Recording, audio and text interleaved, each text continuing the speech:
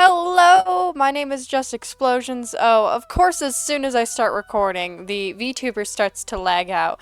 That's okay, she's outdated anyway. I've made another one, I'm debuting her on the 15th at my usual time, so if you want to check her out, be there. But anyway, I'm making my D&D characters. First off is my first ever D&D character. Her name is Emerald. She actually started out as a Steven Universe OC. My first ever D&D campaign was a Steven Universe campaign. And she had like an emerald over an eye. And then in Steven Universe, there's an emerald with her gem over the eye. So that's cool. But she is a wood elf. I kept just like taking her to different campaigns and just kind of changing her to fit whatever campaign. Like there was a Data Live campaign. I've never watched Data Live, but I went into a Data Live campaign. We were like 11, so we didn't really understand D&D, but we tried. So at first, she was only allowed to use ice and shadow powers. That was decided by the DM. And I originally called her a mage, but the wizards tend to have more elemental-based powers, so she's a wizard now.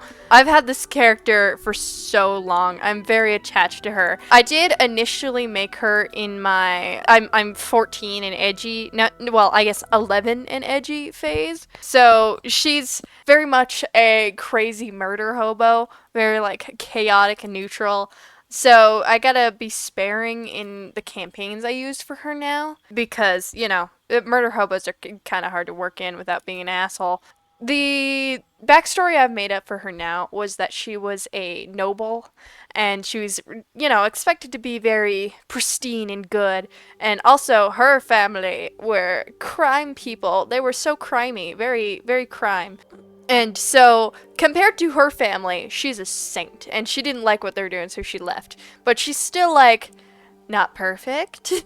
she she tries to be good, but she's a little skewed, you know? So yeah, she ran away from, like, the elven equivalent of, like, 16 and studied wizardry and such. The way I've drawn her over the years has changed, because I used to draw, like, anime art style, and now my art style is kind of, like, in between anime and a lot of comic booky influence, especially Gotham Academy. Gotham Academy is what like took me out of just drawing anime. I used to draw her really soft, but I think I've hardened the way I draw her. She did gain a scar directly across her nose during one of our campaigns. I wasn't the only edgelord in the group. At the time, the DM had us chase down a serial killer butcher, and he meat cleavered her to the nose. But yeah, she's also a bounty hunter now. So yeah, wizarding and then bounty hunting.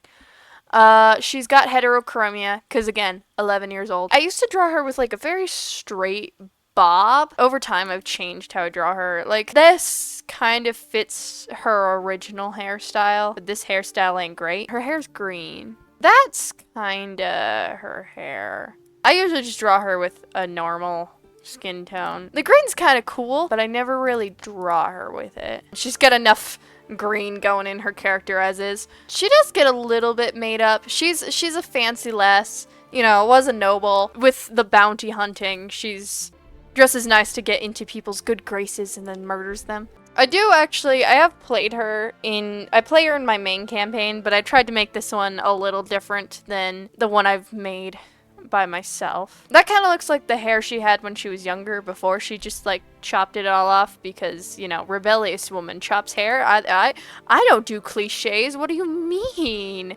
My second ever D&D character is a dude named Thorn, and I love him. He is a bard, and when I first made him, I was like, he's not gonna be a stereotypical bard. He's gonna be shy, but like he likes performing and he's good at music, so he's still like bardic, you know? Over time, I realized I'm not shy, so I don't play shy characters very well, like on the fly. So it's character development, not bad acting. It's character development.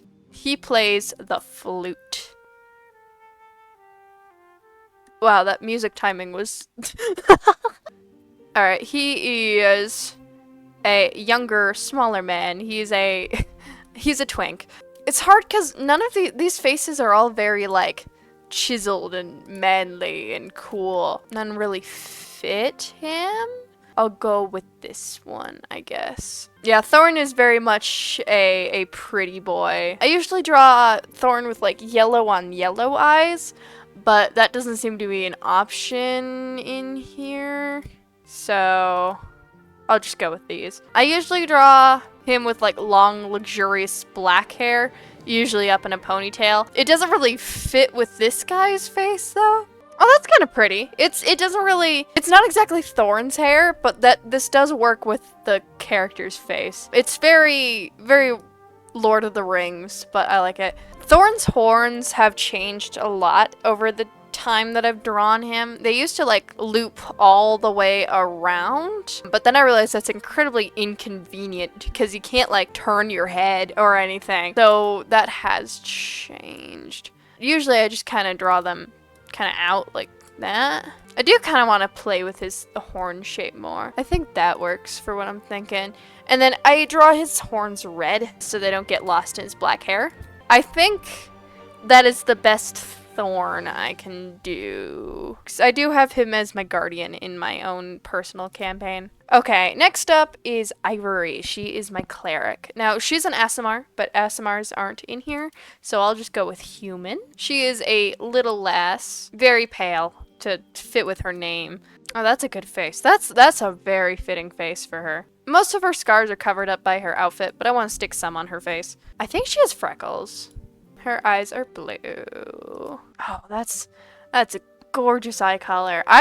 The art of this game, I want to be this good at 3D modeling. So, Ivory, I've decided she was like an ex-soldier, and I haven't really fleshed her out too much because I've only played her like twice. That's kind of close to her hair. I kind of figure out my characters' backstories as I go along. Like, Thorns has changed a lot as I figured it out. Like, I kind of had one for him, but not quite.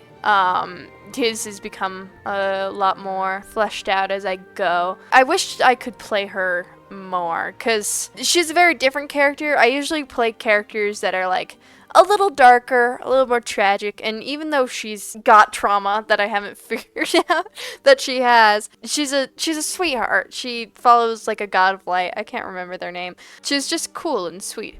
Okay, the most recent character I made is a fire genasi, but that's also not a race, so I'll just go with like a drow. She was a rogue. I made this character to cause problems, and then I started playing, and then she kind of became the mom of the group. I'm not good at causing problems, I guess. She's a real big buff lady. She's cool. Very hardened face. These are the same faces as the elves, I see. I think that works, because she's got like the cut up. This might be the same face I used for Emerald. It's fine. She's all like magma-y, and this shape kind of mimics that, so I'll just go with that face scar.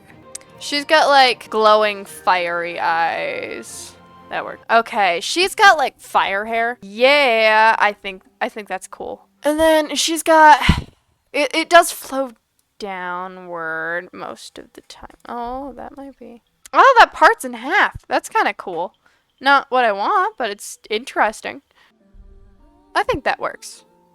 So yeah, this is I think her name is Ember, which is really uncreative, but it was just for a fun campaign with my cousins. I only played her once, so I don't really have her worked out either, but she's still like a cool character that I would consider using again. And then I have one more character that I made. I'm gonna be honest, I'm drawn to the pretty races. I don't know if I'd ever really play an orc. Like, orcs are cool, and I love them, but I don't think I'd ever really play one. The last one is a druid that I've just kind of like made for fun and want to use for a campaign. I want to try out druids.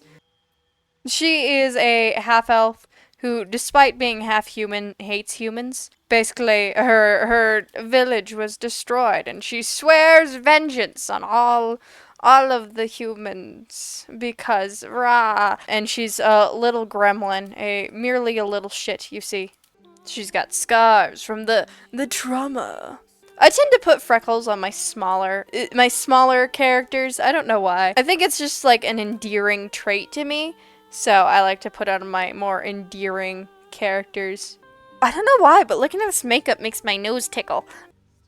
Now, I've gone back and forth on her appearance. Like, there's this one, which is kind of like, you know, DC, Poison Ivy, Miss Martian sort of color palette, or just like fucking green. I feel like they do give off different vibes, like the red with the slicked back hair does give like a harder vibe. Well, this is a little softer with like fluffy hair, and you know, green's a softer color. I have gone back and forth on that, so let me know what you think. I'll show some drawings of the character. I also haven't come up with a name. The first thing that comes to mind is Bramble, but that's a little too close to one of my mom's D&D characters. So, I don't know. You can also comment your ideas for that down below. This is my character that I'm going to make to cause problems that will actually cause problems this time, I swear. Alright, thank you guys so much for watching. I had fun just like messing around in the character creator. Remember, VTuber debut in 2 weeks. Subscribe to see that if you so wish. Thank you again for 400 subscribers. I hope you had a good Halloween and are going to have a great November. Have a lovely day.